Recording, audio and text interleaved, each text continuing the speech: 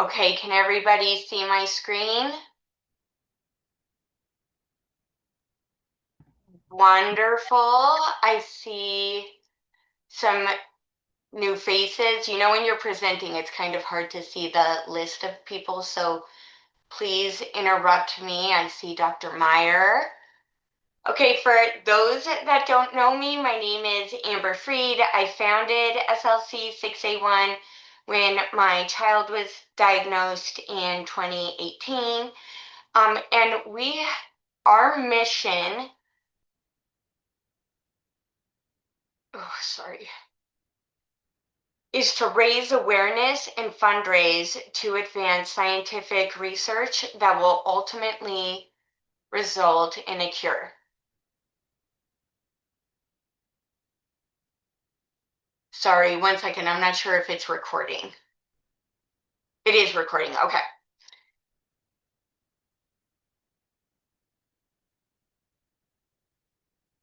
I'm going to go a little bit out of order today. We have some new research out from Dr. Katty Kang using artificial intelligence in the assessment of epilepsy related to GABA A and GAP1. We have had all of the conferences. We spent last week in Denmark meeting our Danish patients and our patients in the Netherlands and Holland and Germany. It was just a fantastic meeting with more GABA transport or just more GABA channel than anyone could ever ask for. Like I felt like I learned so much in those 2 days.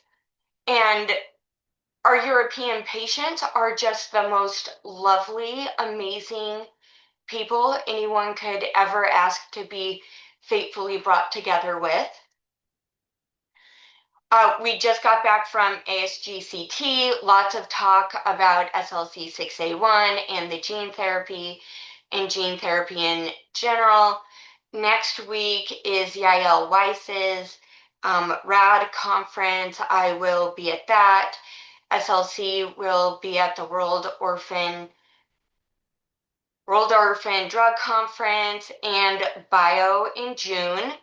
We are also starting on our symposium planning for December. And we also have a PFDD coming up, a patient-focused drug development session with the FDA, where we're allowed to talk about what our community wants to see in a drug and what matters to us. We're malleable. Please coach us. I think we do a pretty good job of telling our people that we're close to and comfortable with what we need, but it's a little bit different talking to a room full of people with the FDA. We have hired a professor to help us walk through the process, but still a little intimidating. And which leads us to our talk today. We are concluding our series on behavior and schizophrenia. We started with family stories, the scientific viewpoint, and now we're going to talk more about what doctors are actually seeing. And there were a lot of interesting points raised at ASGCT this past month. Up until yesterday, it's been so busy. And looking at this chart from UCB and always disruptive behavior, you can see that SLC6A1 has some pretty disruptive behavior with or without seizures. It does not seem to be entirely correlated to seizures. And we don't understand why. Maybe the drugs make people crazy, which I think that's it. Maybe it's the intellectual disability.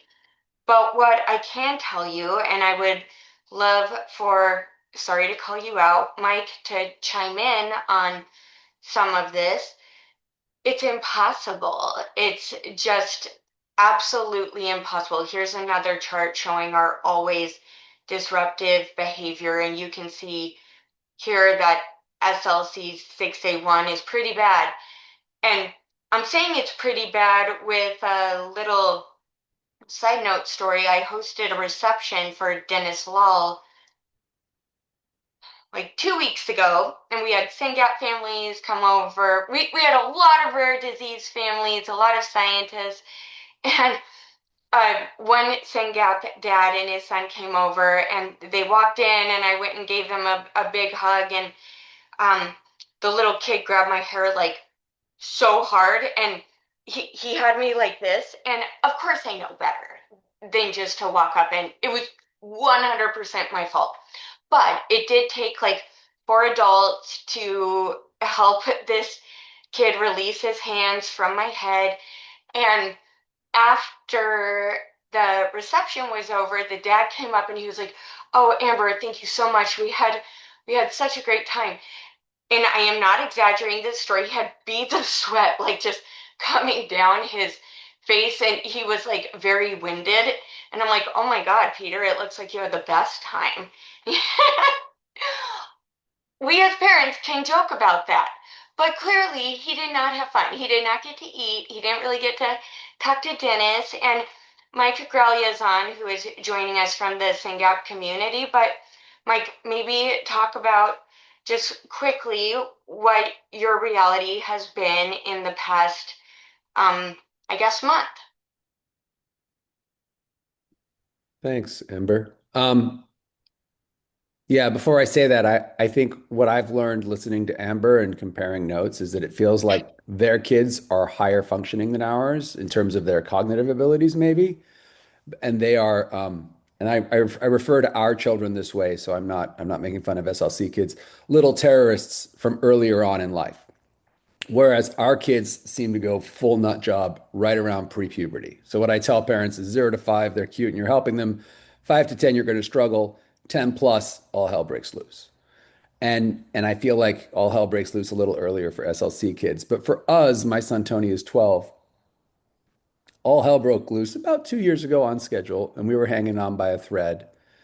And we got kicked out of various schools, and home life was deteriorating. And I think what pushed us over the edge was I have a younger son, 7, who it was just impossible to keep safe. And he was getting his ass kicked. Tony's stronger than my beautiful and relatively fit wife, and it was basically a fair fight with me, and I don't like those odds.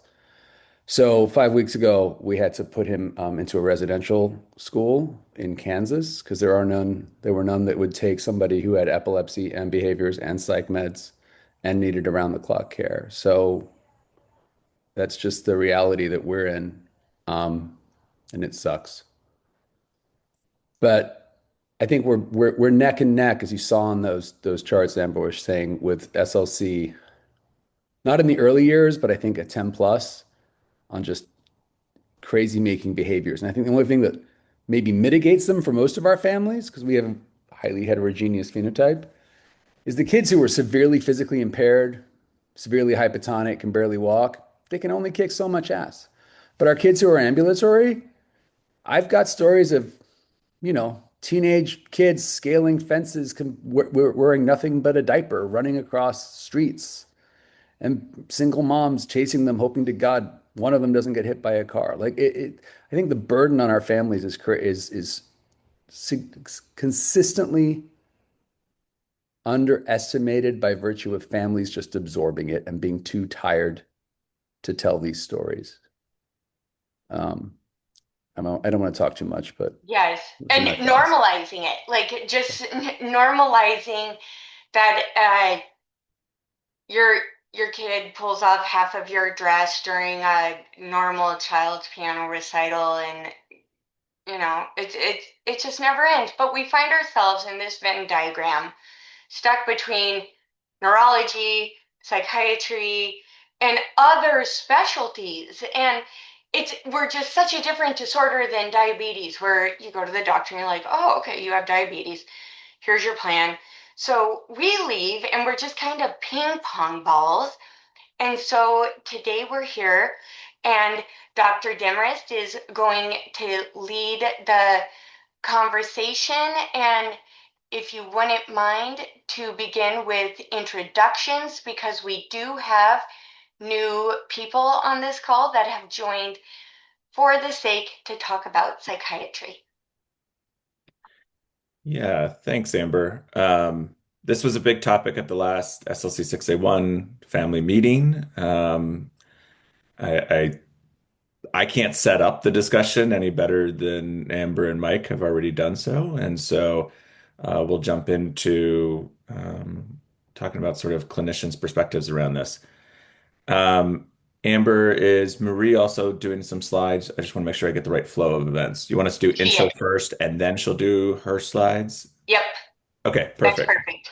So, I'm not going to call you all out because it's weird on Zoom to do that. Can we just get each of the folks who are physicians here to be sort of experts to talk through this, to introduce themselves? I'll maybe start with my very brief one. I'm Scott Demarest, pediatric neurologist and epileptologist at Children's Hospital Colorado, and help run our SLC6A1 multidisciplinary clinic. And I see Zach already raised his hand and unmuted, so I'll pass it to you, and then we'll just kind of work through each of the clinicians to introduce themselves. I'm Zach Grinspan. I'm pediatric neurologist at Weill Cornell Medicine, New York City.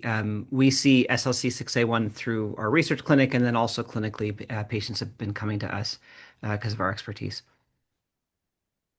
Should I pass? I see Marie is like next who I see. Sounds good.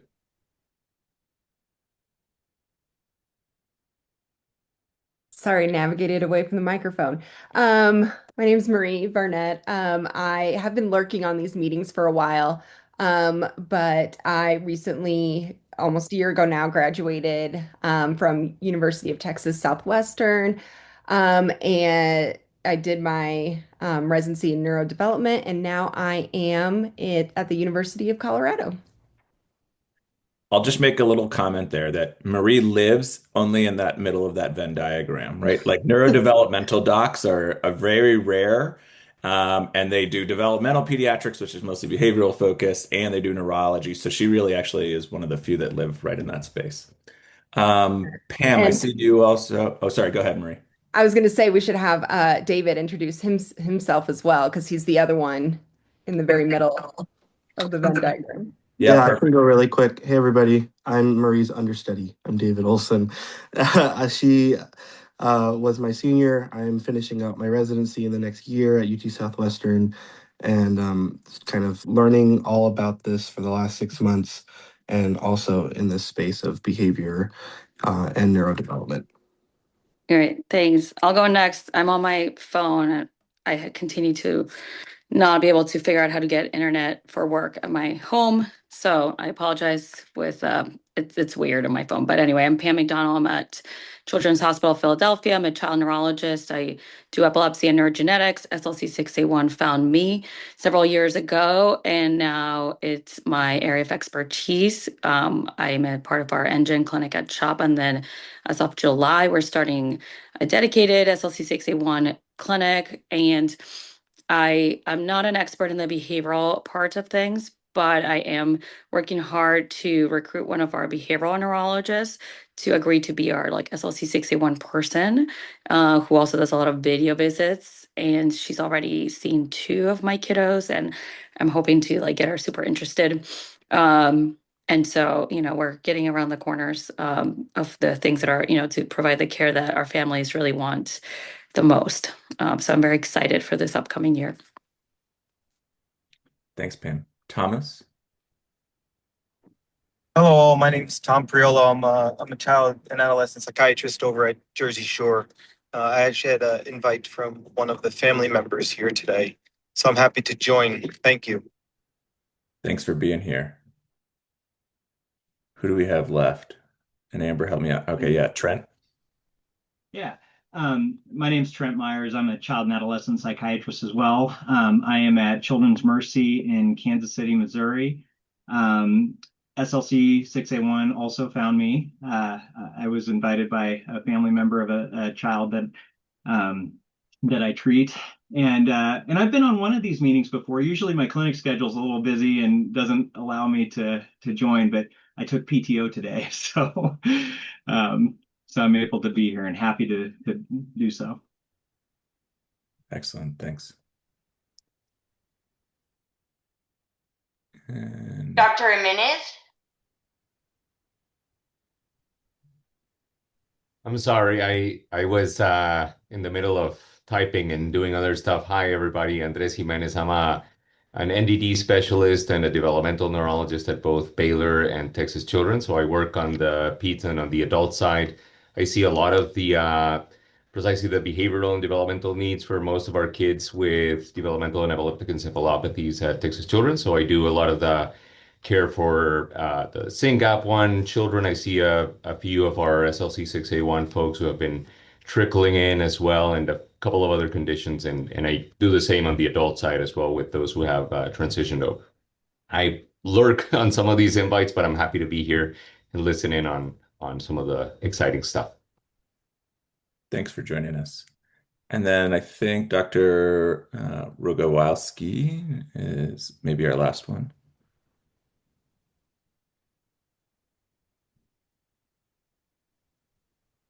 Yeah, hi, Scott. It's Michael Rogowski. I'm at UC Davis. I wasn't invited specifically for this discussion, but I'm happy to listen in and I'll chime in if I have anything to add to the conversation. Thanks, Mike. Appreciate it. So maybe just to start framing the discussion, we have a couple of slides from Marie with some SLC6A1 data kind of around this issue, and then we'll jump in.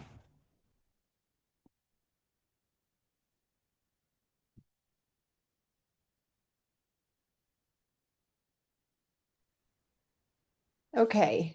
So I just threw together a handful of slides real quick to kind of set the stage. I can't really set it much better than Amber's already said it, but we'll just go through some data real quick.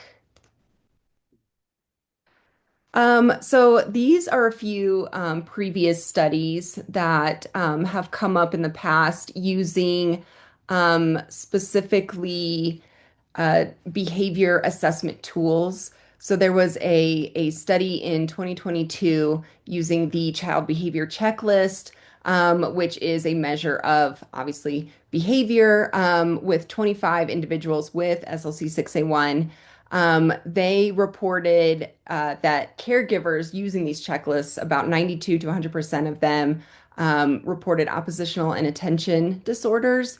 The aggression subdomain of this checklist was of clinical concern in 8% of 1.5 to 5-year-olds, and increasing to 33% in 6 to 18-year-olds. A more recent study by Bear et al. In 2025 used the ABCs, so the aberrant behavior checklist, and they also showed a quite a bit of behavior concerns, especially in the irritability, hyperactivity, that sort of thing. Um, mm, mm, mm. This is just a little preview of data from a combined natural history study, retrospective study that was done out of UT Southwestern and out of CHOP.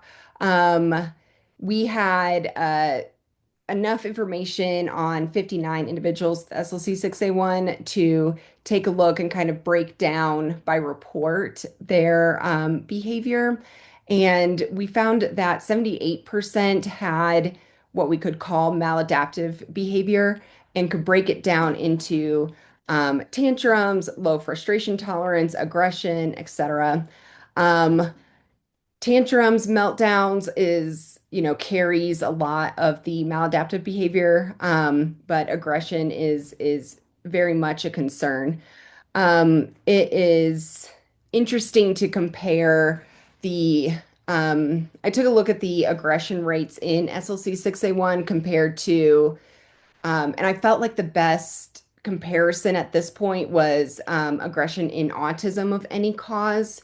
And when I took a look at that, the aggression in autism of any cause was somewhere in the 30% range, whereas you can see in what we have so far in SLC6A1, it's much higher.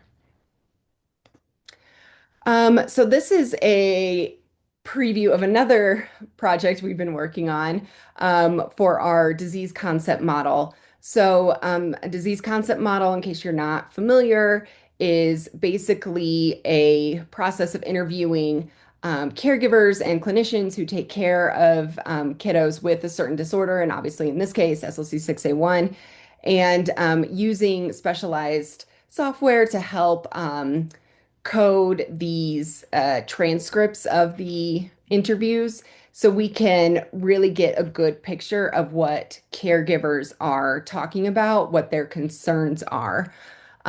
So this is just a breakdown of the major symptom domains that we placed codes into. And as you can see, behavior far and away is the biggest talking point when we interviewed caregivers. This is also out of the disease concept model, and this is showing the subdomains in behavior, breaking down how these topics are brought up per age, basically. So we can see that it does change a little bit over time. Aggression, especially, starts to pick up in the 2 to 4 year old range, ramps up as we often see in this, adolescent, teenager age. And then it seems to fall off. Granted, we don't have a ton of data to make a, a proper trend analysis or anything like that. But one thing I think is interesting is when you switch over to breaking down into subdomains of emotional type symptoms. Some of these areas grow quite a bit in the 18 plus age range, especially like the neuropsychiatric. So I do wonder if we talk about some of these things in different ways, maladaptive behavior, aggression. Once they get older into adulthood, we tend to label them with more specific diagnoses. And so this is just a summary, just a couple. There's so many good quotes from our disease concept model. These are just a few. And just to wrap up this brief primer, next, I think we talk about what treatments or just what we think about working through these behavior issues. And unfortunately, it is really hard. It's very challenging from the clinician side to treat. So yeah, that's what I have for this morning. Thank you, Marie. So I'm happy to have this be interactive. Anyone can throw questions or topics that they'd like to discuss into the chat or come off mute and jump right in. I thought maybe to get things kicked off, while it's tempting to jump straight into talking about treatment, um, I thought maybe we should spend a little bit of time just discussing sort of the diagnostic component of this and how are we ensuring that we're recognizing these challenges? How does that look different across different ages? Um, and maybe we could start there. If anyone from the panel has comments they'd like to make on that topic.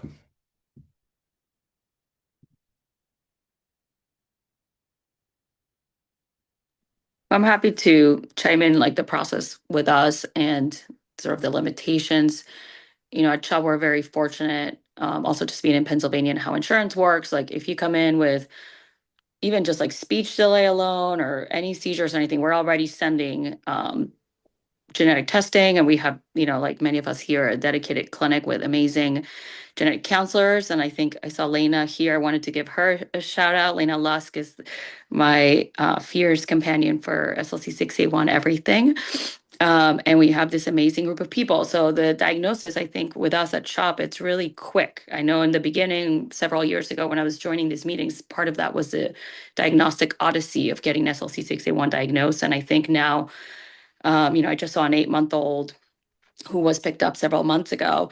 And so I think we're kind of on the other end now, and we're going to struggle to say, like, we don't know which way things are going to go. And we're trying to give families a whole landscape that can be scary and uncertain. And we can't kind of say which way things will go when you're diagnosed in so early. So I think that part now, at least in many of the big centers, is improved over the years. And I think something to think about is how we make that even across the United States and really the world.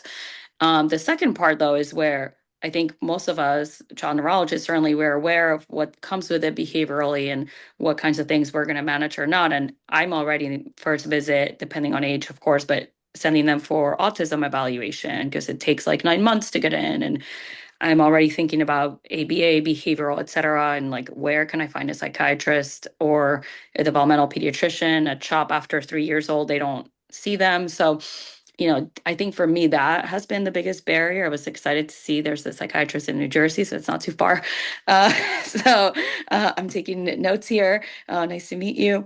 And so I love having these meetings where we're networking and kind of bringing our brains together to figure out, like, I just want to count seizures and treat seizures. And I know that there's so much more there, and just figuring out what the developmental aspect of it is one portion, but really the behavior and the patients, and how do we follow the families through the years and support them as things change. And I think, like the father from the Sing Up child said, as they get bigger, things get tougher and things look a little bit different. And so that's really, I think, the biggest part for me, at least in the initial diagnosis. Like, I'm screening, I'm aware of the issues. I don't think those are being missed. It's just like, how do we help the families the best?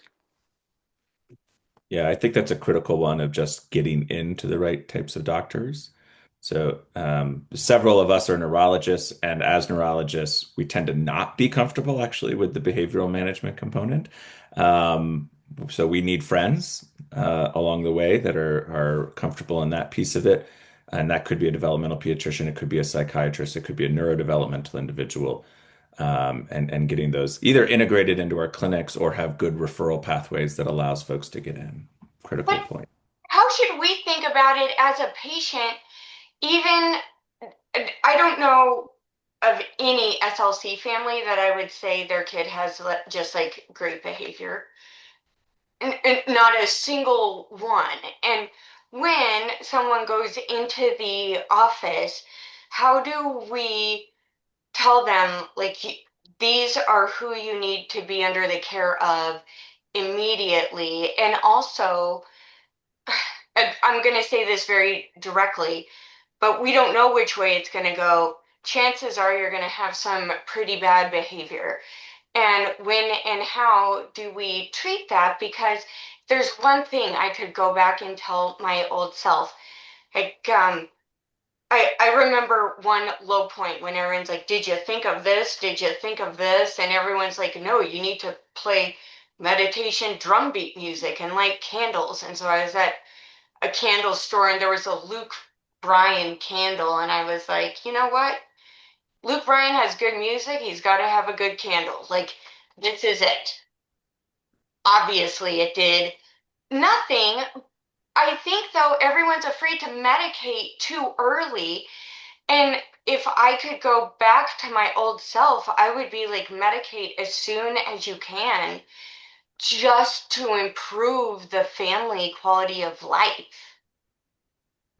Yeah, and so that's part of it, is that I wanted to kind of think through how do we make a good psychiatric or behavioral diagnosis at an early age, because there are some challenges based on the age of the individual in terms of some of the diagnoses, and be able to support earlier treatment, to your point, Amber. So How do folks think about that on this call Yeah, in the context of SLC6A1, assuming we already have the diagnosis? if I can say something, I know I'm the junior in the group, but we have four, autism psychiatrists, and as I train with them, you learn very quickly that the way that a neurologist and a psychiatrist is trained to use the same words is a little bit different. When I'm saying mood regulation or I'm saying, mood stabilization, that means something that used to mean something different to me than what my psychiatrists were kind of referring to. I was talking about tantrums, irritability, and aggression, and kind of all of the big feelings that are accompanied with that. But my psychiatry colleagues were like, well, when I hear mood, I'm thinking about bipolar disorder as well as depression and anxiety. And so, there's this nuance of we have two distinct specialties that train differently. And we need to make sure that we're all speaking the same language. So I'm really glad to have Dr. Myers on this call, and I've been trying to figure out, how do I approach our psychiatry colleagues in the community as well, like to get more people interested in engaging, because not every location is going to have kind of this specialized psychiatry clinic.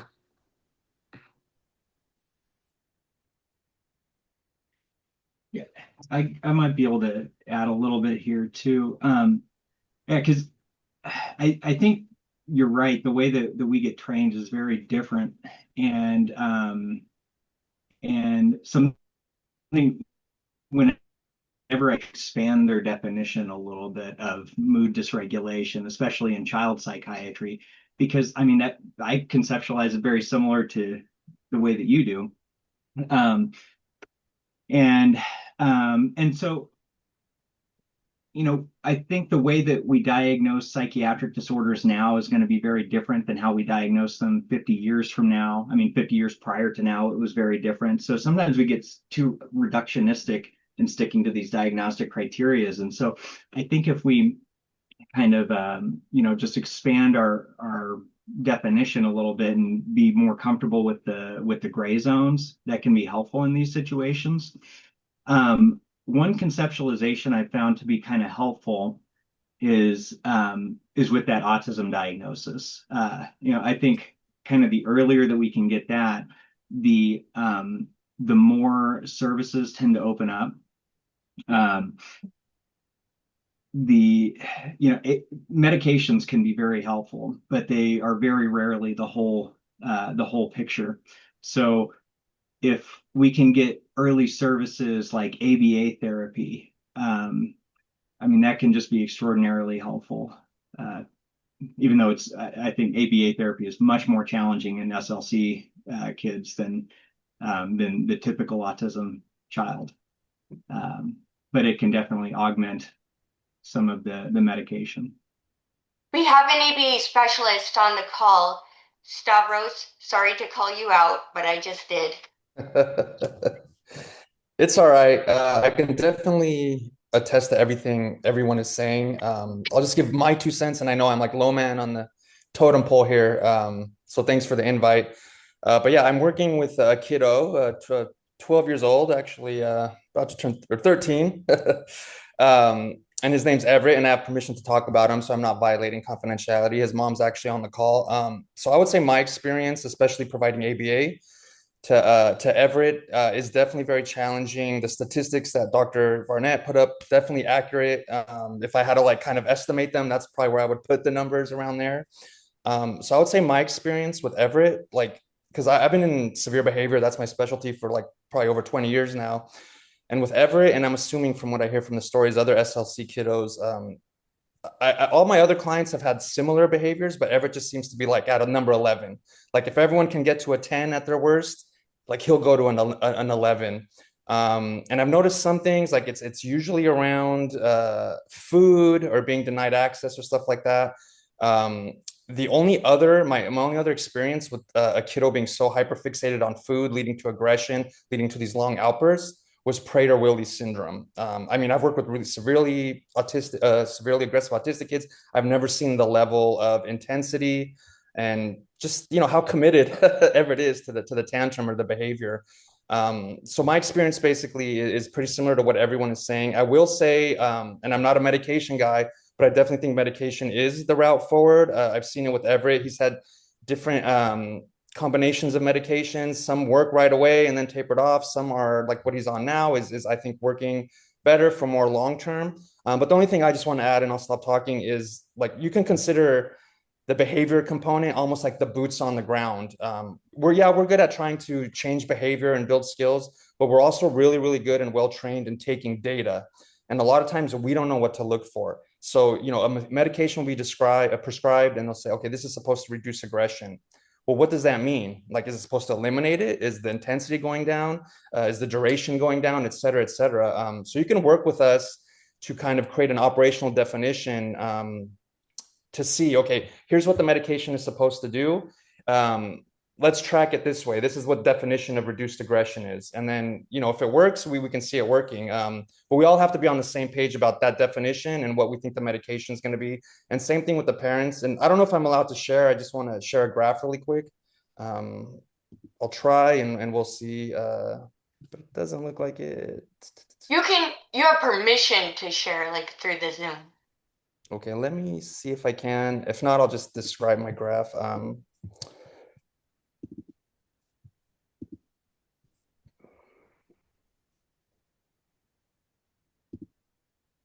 While he's doing that, I have a question for the psychiatrists and neurodevelopmental folks on the call. I know a lot of times I get asked for psychiatrists that are not as familiar, like what do I recommend? So if there are, I know from our meetings for the guidelines, we haven't picked anything, but I know with like Angelman, some of the parents feel like the stimulants work not as well. And so if anyone has seen patterns for SLC6A1 children for anxiety and ADHD and aggression of things that you're like, well, reach for this first. I would love to hear that. And if the answer is like every child's different, then, that so be it. But would love to hear about that before the end of the call.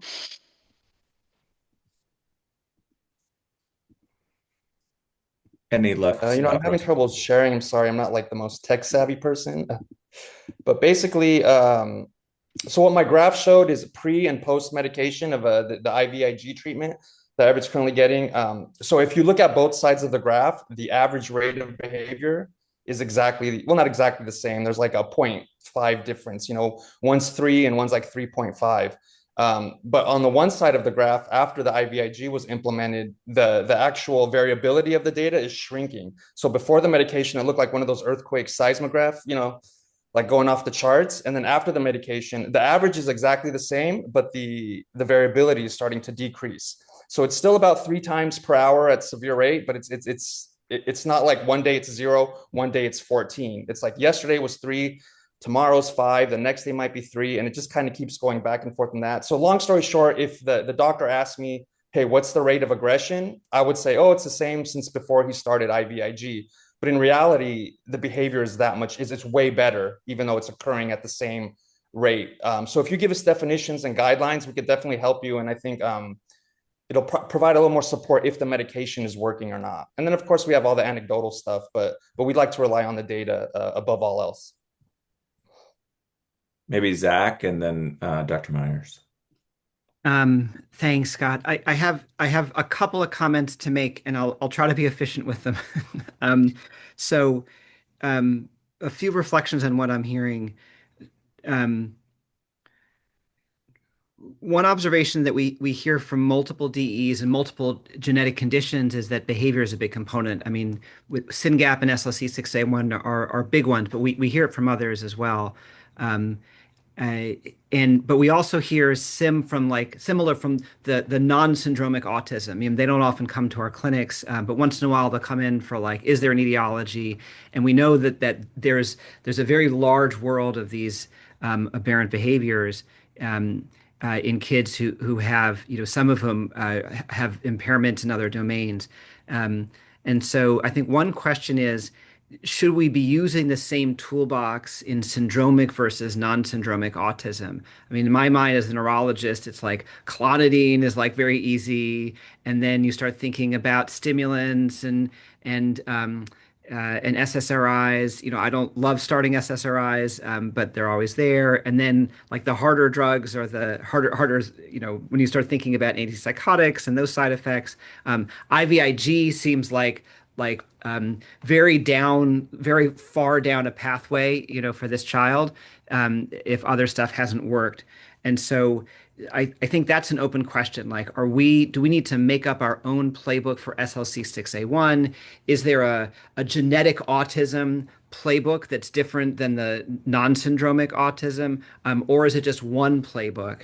And then linked to that, I think figuring this out, and this is something that they do very well in Colorado and in Philadelphia and other large centers. The multidisciplinary approach is so important because as a neurologist, like if your seizures are under control, like the behavior is sort of a second thing. It's like I can help you if you want me to, but like it's not my thing. Is kind of the visceral reaction that often happens in clinic. And so either we need to take this on more as neurologists, or we need to have teams in place to do everything, as you said. One other comment is about what's going to happen as these gene therapies and precision medicine therapeutics come out. Behavior may not do what we like, what we want, because you can have a child that's very impaired and you improve their cognition, you improve their ability to communicate, but now they're frustrated because they want something and they're not quite good enough. Or the behavior is a totally separate axis than the cognition and the epilepsy. And so I think it's really important that we recognize that as we push forward with precision therapeutics, repurposed medicines, ASOs, AAVs, and the next generation, that behavior may not behave, like it may do its own thing. And so mapping out this playbook, I think, is really important. The last point I wanted to make, and David and Marie, this is meant to complement the two of y'all. We do not have enough of you. There are not enough training programs for neurodevelopmental pediatricians. New York State has 0 spots because there are 0 programs in my state. And so I think there's a national effort that needs to be made to increase the number of training programs so that just the workforce is larger. Because as has been said a couple of times, like psychiatry is not in love with this, neurology is not in love with this, but we do have people who love it, and we need to make more of them so they can help us. Thank you, Zach. Dr. Myers, I'm going to turn it over to you in just a second. I'll make one quick comment that we're lucky in Colorado that we have an institution that supports bringing all of our doctors together on one day. Families can come and we all talk to each other, and it's an ideal circumstance. It's not a requirement in order to have multidisciplinary care. You can have more virtual multidisciplinary care. I need to be able to call up Dr. Myers if he's the one treating the psychiatric components. We need to be able to communicate and say like, yeah, no, that's fine with my epilepsy med. You do that. That's okay. And work through some of those things. That communication is key, but it doesn't necessarily all have to be within the same day in order to be successful.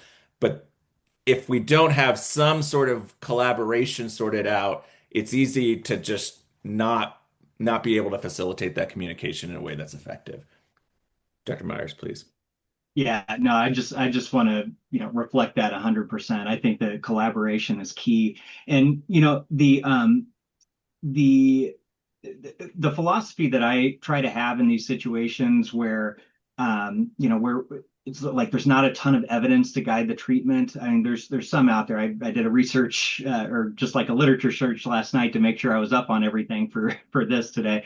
But I kind of take like a Socratic viewpoint of it, of like, we don't really know much of anything here. So we have to kind of play detective. So what I try to do when I'm using medications is, just make one change at a time and then see if that kind of moves the needle in the right direction or the wrong direction. If it's the right direction, then, we can continue to kind of go that route. And having somebody collaborating like Stavros, who's a BCBA, gathering that data, oh my gosh, that can be so incredibly helpful to help us know if we're going the right direction or the wrong direction. So some of the things, I've got an N of one. There's one child that I've been working with, trying to figure out some medication options for, and we've had some success. I know with the evidence that's out there, the evidence that's out there for the hyperactive, impulsive kind of ADHD type symptoms, it seems like stimulants, and what I was looking at last night, it seemed like methylphenidate kind of has the most evidence. So I'm not surprised to see that somebody on the chat earlier said, oh, stimulants were great for us. It seems like that would probably be the case for most people. With the child that I've been working with, he tolerated stimulants well, but we didn't really have much of a positive response. And we were working with a neurologist at the time who was very open-minded and decided to try amantadine for some of the choreiform movements and the behaviors. And this child actually had a really good response to amantadine. So we now got him on like the highest recommended daily dose, almost 200 milligrams a day. And it's been very helpful. I mean, that's one that's been on the longest for him, just because we haven't ever really had any good response to stimulants. We've tried guanfacine, well tolerated, but it didn't really have much of a response. Tried clonidine, didn't really have much of a response. The thing that's been really challenging as well has been the mood dysregulation part of it, like just the big emotions. And so eventually we got to the point where we were trying risperidone, and had some decent luck with that. Kind of had to get up to a relatively high dose.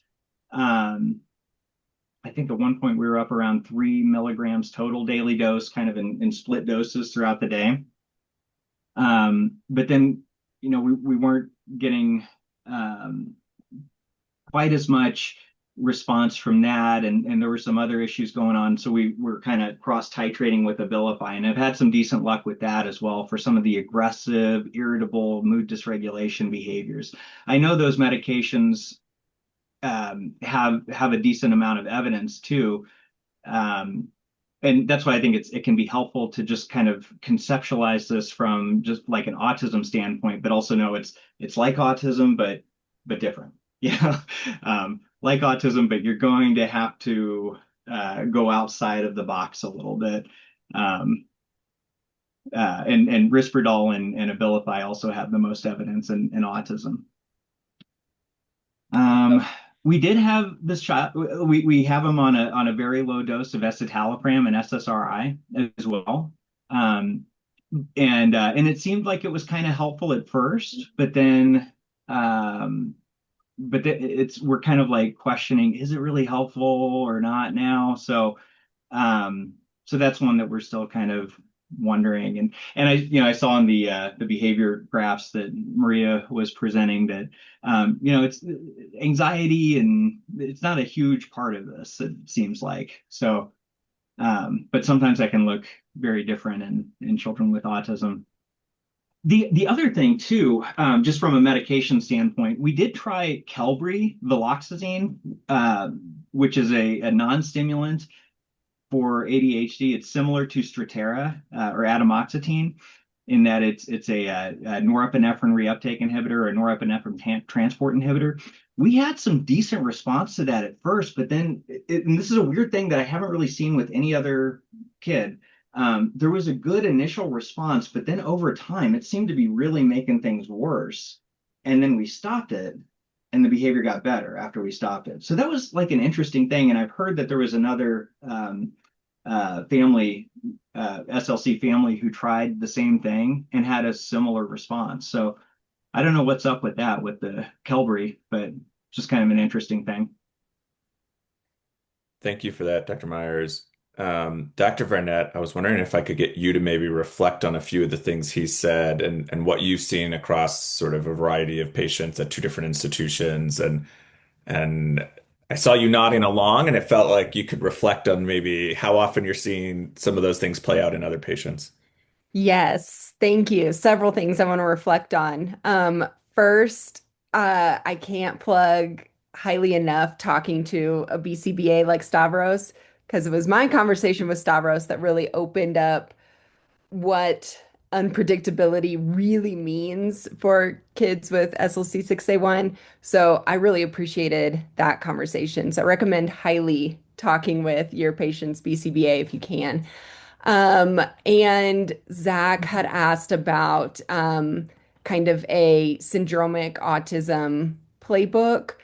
And unfortunately, there really isn't one. It is very much reaching for the same tools, unfortunately. I mean, and I'm sure a lot of people do this, but when I do have a syndrome identified for autism, I do try to think, obviously, mechanistically, is there like for SLC6A1, I'm going to reach for things that affect GABA if I can. Sometimes that helps, sometimes it doesn't. For example, on fee, one way to get creative when thinking about these medications for SLC6A1 is I often recommend dosing on fee all at night because so many of these kids have issues with sleep, and dosing it all at night is acceptable and could potentially help them fall asleep and stay asleep. Sometimes it works. And then yeah, so going back to some of the things that Trent said, amantadine for some kids works super well. And it, Can you talk a little bit about how that works? Like the maybe. mechanism of action on it. Yeah, let's see if I can remember. I know it's a was started as a really old flu medicine, and I think it has action on NMDA receptors, partial action, if I recall correctly. Um, and it was first studied as an adjunct to antipsychotics and was found to increase the effectiveness of antipsychotics. And it seems to work really well as an adjunct in general, to other medications as well. But there has been more recent evidence that it can work on its own for like some low level irritability and stuff like that. And so some kids do really well.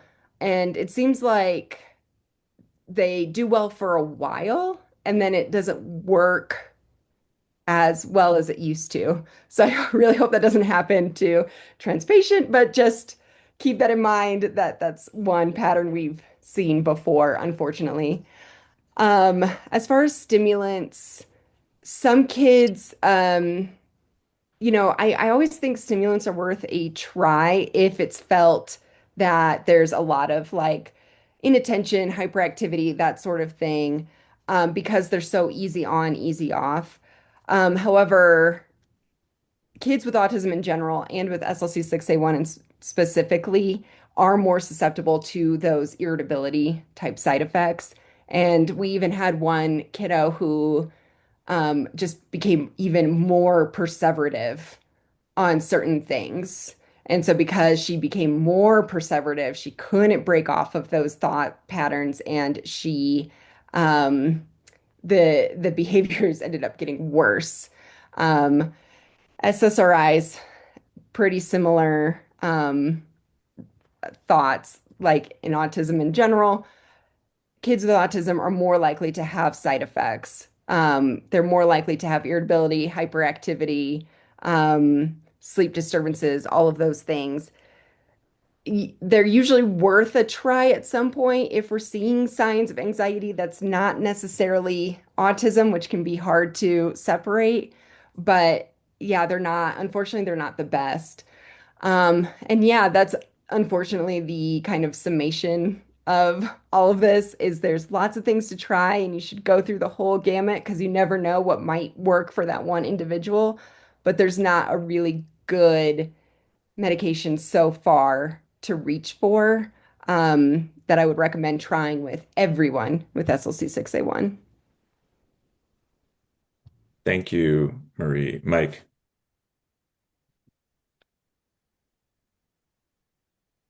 Thanks, Scott. Yeah, I just wanted to say very quickly that on amantadine, that's a medication also that has been used in the past for Parkinson's disease.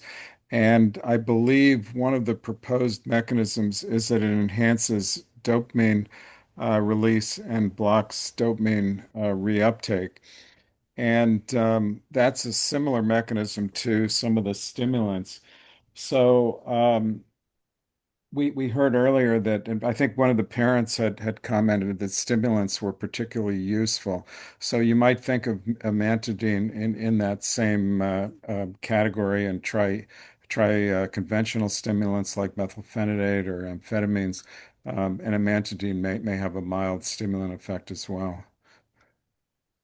Thanks for that and adding some additional details into that. Maybe, Pam, do you want to make one quick Yeah, comment? And then just I'm going to super try to quick summarize a comment. couple of Yeah, themes. so very quick, because I think, my experience with amantadine has been a little bit different where it hasn't worked. And I'm always a huge fan of repurposing meds, but just to highlight how important it is to really look at everyone, because we know who comes to the meetings are the most affected folks, or maybe folks with more resources. And we are, clearly probably miss a whole population that we saw, hopefully are getting into our clinics. And so it's really hard to for us, I think, as physicians and clinicians to like really know, because the people where it worked really well are out there talking about it, and the people where it didn't work at all are maybe talking about it or not and moving on. So just to emphasize that it's great to hear what works individually, but we really need to be pulling our resources to take a look at, broader use of each medication, because of course things have, their own side effects and they're not necessarily very benign just to try on. Thanks for that, Pam. So that was going to be one of my themes to comment. So I heard a few things. One, I want to really emphasize what I think Dr. Myers was the first to comment on, that individuals with SLC6A1 may not fit cleanly into diagnostic criteria for particular mental health syndromes, et cetera, but we need to treat the symptoms that are in front of us and be willing to be a bit creative with the way that we're approaching that. And that also pushes us sometimes to the very lower end of age limits of like trying some meds at a younger age than we would traditionally want to. And I want families to recognize that your providers may have some discomfort there, and you got to work with them around that. So that was one theme is being creative. The other one is communication amongst teams and with families, critical. So whether that's between our physicians, our ABAs, and our therapists and our families, et cetera, we all need to be kind of headed in the same direction with things. Um, there's some themes about being creative on the side of the treatment as well, being willing to try new things. But also, what I heard as I'm kind of tracking the group chat and everybody's comments is there was like, we tried this, and there was like a, do it, can I get a second? Yes, we get a second. Oh no, that didn't work for me. Right. And so there's both the like yes and the like no, it didn't. And that's Pam's point that sometimes it will and sometimes it won't, and we need to keep trying, but you need to keep trying because there are the things that you can get there. And for some of us, what we're really aiming for is one of those comments right at the beginning. Take the edge off just enough to be able to make the therapies do their work, the ABA do its work and engage with them a little bit better. That's a big success component. It may not be elimination of all of the symptoms. That's a realistic goal, but you do want to keep trying because you're just trying to get to that place that's getting us kind of copacetic at a minimum and opening the door for some improvement over the long term. And with that, I think we're at our time. Amber, any closing comments? No, I think this was perfect. And I loved your point about asking families what's worked and what hasn't, because it's probably yes and no for almost every drug at some point. And we're talking about a drug screening program right now, a drug repurposing screen. If there are any drugs that come to mind and you would like to test in zebrafish, definitely let me know. It's been really difficult to get that feedback from the families because it is like a ping pong ball. We've all tried everything and it's worked and it hasn't. Can I ask a quick question? Just kind of everybody, especially the clinicians, thank you so much. This is so helpful. My question is just in regards to like different variants. Are we seeing any kind of trends? Are we collecting any data on like certain drugs that might work for certain variants? Or are we collecting any data on specifically the age of the patients and like how certain drugs at different ages might be beneficial? Is there any information about that out there? We are collecting data. One of the challenges, we're in a little bit of a like awkward teenage phase as a community in terms of us as clinicians, where we're collecting data, but it's at like different institutions and we're working on kind of getting it all together. Um, that data is being collected, and so far we're not seeing any clear trends. Marie, if you want to add any differences to that, but essentially, no, the specific variant is not predictive of the medication that's going to be most helpful, or even what degree of symptoms you're necessarily going to have within these potential domains. Thank you. Yeah, I've kind of looked at the spread of symptoms across all the variants we collected in our UT Southwestern and CHOP study. And unfortunately, there wasn't a strong, like, it's these variants or even this exon that tends to cause behavior issues. So, unfortunately, haven't seen that quite yet. Elena, you had a comment. So, sorry, I have a question similar to the one of Cameron because I'm also a biologist and in particular molecular physiologist. So, looking to the protein is working according to the variant very differently. So, I'm surprised that you didn't find a difference between the response or also the behavior according to what kind of mutation the patient has, because from the molecular point of view, we saw that there are great differences in the impairment of the protein Elena, function. Yes. sometimes we as clinicians don't know which way to group the variants. So if you have functional data that tells you how to group certain functional changes, that would be really interesting for us to discuss because we can look at whether or not there's clinical correlations to that. We are going to make this correlation try to figure out at least to have 4 different groups, so divided from what the transporter works, but works simply less, and what kind of variants instead works in a different way. And so they can change the amount of GABA that go back to the synapse, and consequently a lot of things during the development and also later. That's exciting. So I I'm can sure share. Amber will stalk us all and put us together to try to think through this. We can share for sure the data soon. Great. And with that, I think we'll wrap up. Thanks everybody for your attention. And it sounds like we needed longer, Amber. We always do. Don't worry, still here. Thank you, everybody, for your time. As always, we appreciate you beyond words. Bye. Bye. Bye. Thank you. Bye.